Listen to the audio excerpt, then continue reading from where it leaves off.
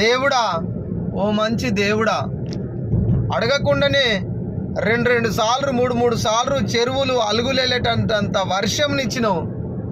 ఇప్పుడు ఏం అడుగుతున్నావు అంటే వర్షాలు చాలు దేవుడా జరా.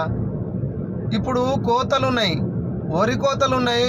రైతులందరూ వరి కోసుకొని వడ్లన్నీ రోడ్ల మీద ఎండ పోసుకునే టైం. ఇప్పుడు ఈ వర్షాలు ఎందుకు నాయనా?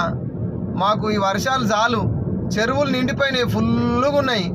ఇప్పుడు ఆంధ్రాల 60-70 గంటకు 60-70 స్పీడ్తో గాడుపులు ఎందుకు? ఈ తెలంగాణలో ఈ మబ్బులు ఎందుకు?